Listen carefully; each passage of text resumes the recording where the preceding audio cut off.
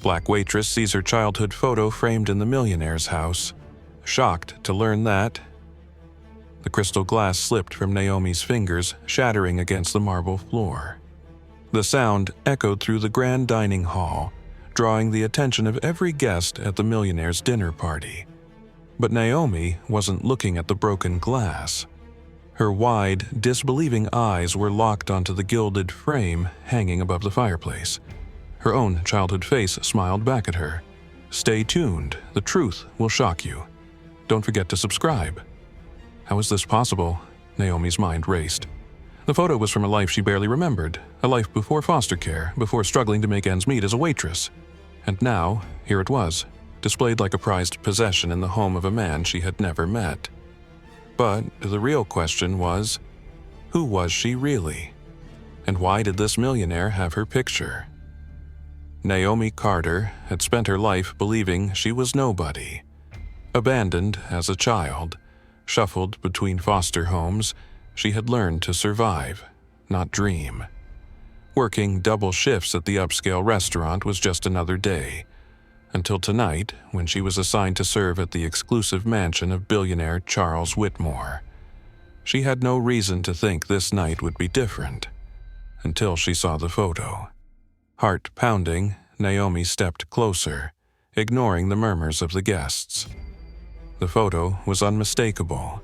Her 6-year-old self, wearing the same yellow dress she remembered from her last birthday with her birth mother.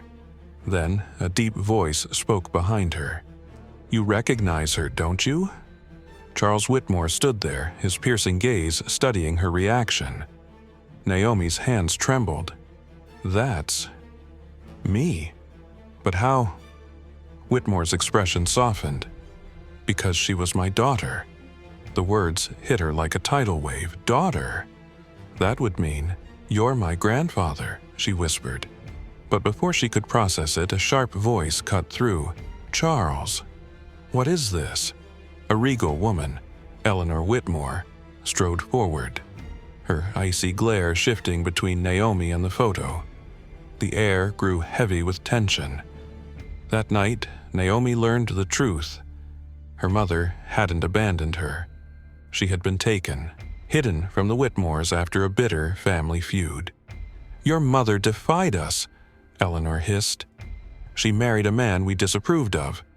When she died in that accident, we searched for you, but you were gone." Naomi's legs weakened.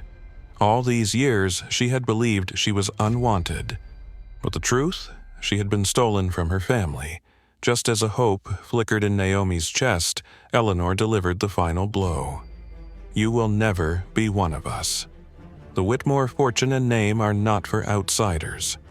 Charles, torn between past regrets and present loyalty, remained silent. Naomi stood alone, rejected once again. But this time, she refused to walk away. With fire in her veins, Naomi faced Eleanor. "You don't get to decide who I am." She turned to Charles. "If you really are my family, prove it." A tense silence filled the room. Then, Charles stepped forward and pulled her into an embrace. "Welcome home, Naomi." Months later, Naomi stood in the same mansion, no longer a waitress, but a Whitmore. The framed photo now had a new companion, a recent picture of her and Charles, side by side. She had spent a lifetime believing she was nobody. Now she knew the truth. She had always been somebody. And her story was just beginning.